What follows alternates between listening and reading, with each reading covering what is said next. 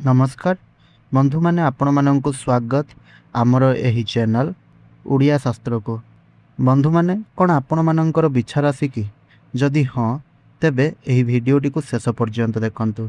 एही भिडियोटी बिछा राशि व्यक्ति विशेष मानंक पई विशेष करी खास हेबा पई जाउअछि। जुलाई 26 रु जुलाई 31 मध्यरे समय आपणक पई आनिबाकु जाउछि एक नुआ परिवर्तन। एही किछि दिन मध्यरे आपणकर भाग्य हठात चमकिबा पई जाउअछि। एहा सहित तीनोटी बड़ खुशीर खबर मध्य आपणक जीवन रे आसीबा पई जाउअछि, जहा आपणकु भितरु आनंदित करबा सहित आपणक मन को शांति मध्य पहुँचाइब। हेले बंधु माने आपण मानंकर एपरि गुटिए गुण कुहंतु जेउ गुण कारणरू आपण सबुबेले चिंता बा दुखरे रहुछंती। गुणटी कौन ताहा निश्चय आपण कमेंट रे आमको जणांतु। एहा सहित आपण कमेंट रे निश्चय जणांतु जे बहुत समय हेलानी आपण केउ जिनिसर सबुठारु बेसी अपेक्षा करिछंती। चाकरी, टंका, प्रेम ना परिवारर खुशी। निजर उत्तर कमेंट रे निश्चय आपण देखंतु। आउ भिडियोटी रे आगो को बढ़िबा पूर्वरु जदि एपर्यंत भिडियोटी को लाइक करि नाहंती आउ चैनल को सब्सक्राइब करि नाहंती तेबे सर्वप्रथमे चैनल को सब्सक्राइब करी भिडियोटी को गोटे लाइक करि दियंतु एवं भिडियोटी को आपणकर परिवार सदस्य एवं बंधु मानक सह शेयर निश्चय रूप से करंतु। तेबे बिच्छा राशि व्यक्ति विशेष मानकर स्वभाव कथा जदि आमे हेबा ताहेले साधारणतः आपण माने साहसी, दृढ़ संकल्पवान एवं आत्मविश्वासी होई थांती। थरे जेउ काम को करिबा पई निष्पत्ति नहीं थांती सेही काम को शेष पर्यंत पहुँचाइबार चेष्टा आपण निश्चय करि थांती। चैलेंज को आपण भय न करी धैर्य और परिश्रम रे सफलता हासिल करबाकू विश्वास रखंती। एही राशिर लोक माने संपर्क को बहुत अधिक गुरुत्व देई थांती, जहाकू थरे निजर बोली मानि नियंती तांको प्रति सबुबेले सचोट और समर्पित रही थांती। परिवार और प्रियजनक सुख पई अनेक त्याग करने को मध्य प्रस्तुत रही थांती। हेले आपण मानंकर गोटे दुर्बल पक्ष मध्य रहिछि बा दुर्बल साइड बोली रहिछि आपण कहि परिबे। ताहा हेउछि केबे केबे आपण बहुत भावप्रवण होई जांती एवं काहार कथा किंबा व्यवहार रे आघात पाइले ताहाकू सहजरे भूली पारंती नाही। तेणु क्रोध और जिद को नियंत्रण रे रखिले जीवन रे आहुरी भल फल आपणकू मिली पारिबो। बिच्छा राशिर व्यक्ति माने परिश्रमी, निष्ठावान, साहसी एवं लक्ष्य प्रति अटल थांती। सठिक निष्पत्ति, धैर्य और सकारात्मक चिंताधारा सहित आपण माने जीवन रे बड़ सफलता हासिल करने को चेष्टा करि थांती। हेले कौन आपण जानिछंती कि पूर्वरु केउ कारण गुड़िक पई आपण दुख पाउथले? आपणकर केउ सबु काम गुड़िक आपणको कष्ट देउथला? तो बंधु माने आपण एही सबु कारण गुड़िक पई गत किछि समय धरी मानसिक चाप और दुखर सम्मुखीन हेउथले।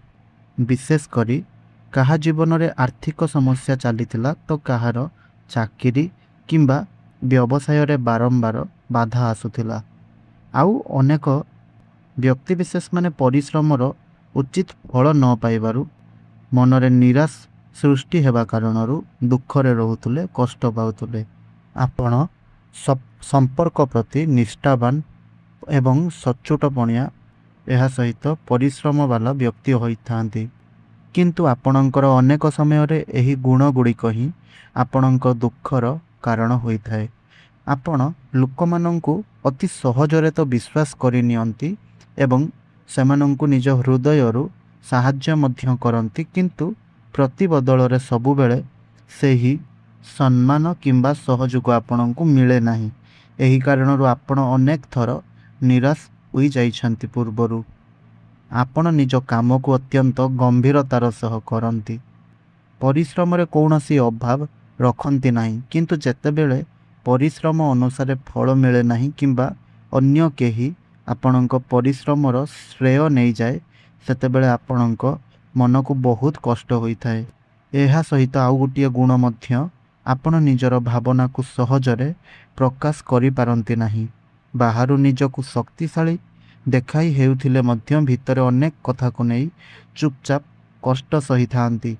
ଏହି ସ୍ୱଭାବ ମଧ୍ୟ ଅନେକ ସମୟରେ ମାନସିକ ଚାପର କାରଣ ଆପଣଙ୍କ ପାଇଁ ବନିଯାଇଥାଏ। ତେଣୁ ଆପଣ ଏହିସବୁ କଥା ଗୁଡ଼ିକ ପ୍ରତି ଟିକିଏ ସତର୍କ ରୁହନ୍ତୁ ଏବଂ ଧ୍ୟାନରେ ରଖନ୍ତୁ। ମୋ କଥା ଗୁଡ଼ିକ ଯଦି ଆପଣଙ୍କୁ ଠିକ୍ ବୋଲି ଲାଗୁଛି ତେବେ ଆପଣ ତଳେ କମେଣ୍ଟ ବକ୍ସରେ ହଁ ବୋଲି ଲେଖିକରି ଆମକୁ ନିଶ୍ଚୟ ଜଣାନ୍ତୁ। ଆଉ ଯଦି ଠିକ୍ ଲାଗୁନଥାଏ ତାହେଲେ ନା ବୋଲି କମେଣ୍ଟ ବକ୍ସରେ ଲେଖନ୍ତୁ।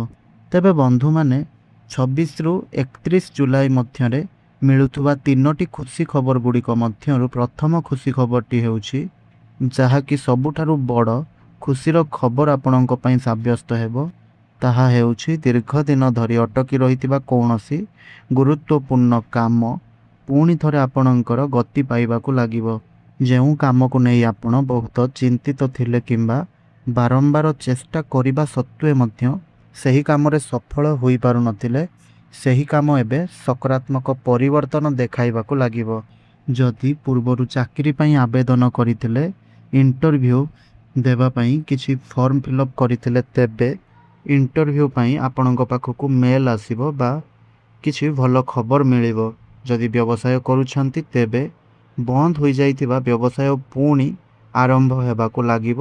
ନୂଆ ଗ୍ରାହକଙ୍କ ସହ ଲାଭଦାୟକ ଚୁକ୍ତି ଗୁଡ଼ିକ ଆପଣଙ୍କର ସବୁ ସାଇନ୍ ହେବ। ଏହି ସମୟରେ ଆପଣଙ୍କୁ ଆପଣଙ୍କ ଧୈର୍ଯ୍ୟ ଓ ପରିଶ୍ରମର ମୂଲ୍ୟ ମିଳିବ।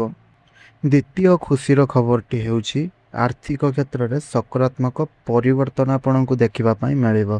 ଗତ କିଛି ସମୟ ଧରି ଯଦି ଆପଣ ଟଙ୍କା ପଇସାକୁ ନେଇ ଚିନ୍ତିତ ଥିଲେ, ଅଧିକ ଖର୍ଚ୍ଚ କିମ୍ବା ଆୟ କମ୍ ହେଉଥିବା କାରଣରୁ ଅସୁବିଧା ଆପଣ ଅନୁଭବ କରୁଥିଲେ, ତେବେ ଏହି ସମୟରେ ପରିସ୍ଥିତି ଆପଣଙ୍କର ଧୀରେ ଧୀରେ ସୁଧୁରିବାକୁ ଲାଗିବ। କେତେକ ବ୍ୟକ୍ତିବିଶେଷମାନେ ସେମାନଙ୍କର ଅଟକି ରହିଥିବା ଟଙ୍କା ଫେରି ପାଇବେ। ଯଦି ଆପଣ ଦରମା ବୃଦ୍ଧି, ବୋନସ୍, କମିଶନ କିମ୍ବା ବ୍ୟବସାୟର ଲାଭକୁ ଅପେକ୍ଷା କରିଥିଲେ, ତେବେ ସେହି ସବୁ ଦିଗରୁ କିଛି ଖୁସିର ଖବର ମଧ୍ୟ ଆପଣଙ୍କୁ ପ୍ରାପ୍ତି ହେବ। ବ୍ୟବସାୟୀମାନଙ୍କୁ ନୂଆ ଗ୍ରାହକ ଏବଂ ଭଲ ଅର୍ଡ଼ର ମିଳିବାର ସମ୍ଭାବନା ମଧ୍ୟ ରହିଛି, ଯାହା ଆପଣମାନଙ୍କର ଆର୍ଥିକ ସ୍ଥିତିକୁ ଆହୁରି ମଜବୁତ କରିବ।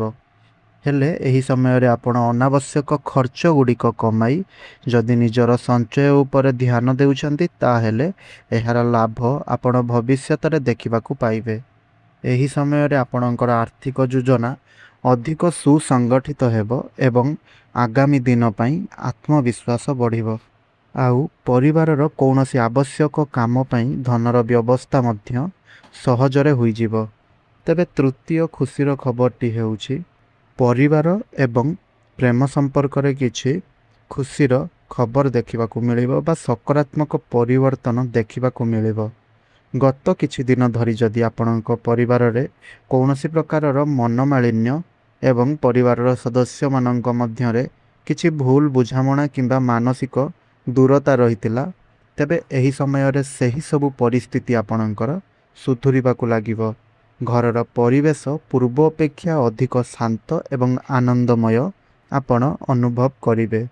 ପ୍ରେମ ସମ୍ପର୍କରେ ଥିବା ବ୍ୟକ୍ତିବିଶେଷମାନେ ନିଜ ଜୀବନସାଥୀଙ୍କ ସହ ଭଲ ସମୟ ବିତାଇବାର ସୁଯୋଗ ପାଇବେ। ଦୀର୍ଘ ଦିନରୁ ରହିଥିବା ଭୁଲ ବୁଝାମଣା ଦୂର ହୋଇ ପରସ୍ପର ମଧ୍ୟରେ ବିଶ୍ୱାସ ଓ ସ୍ନେହ ବଢ଼ିବ।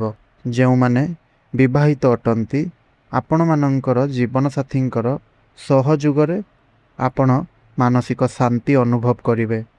ପରିବାରର ସଦସ୍ୟଙ୍କୁ ନେଇକରି କୌଣସି ଗୋଟିଏ ଭଲ ଖୁସିର ଖବର ଆପଣଙ୍କ ଘରର ପରିବେଶକୁ ଖୁସିରେ ଭରିଦେବ।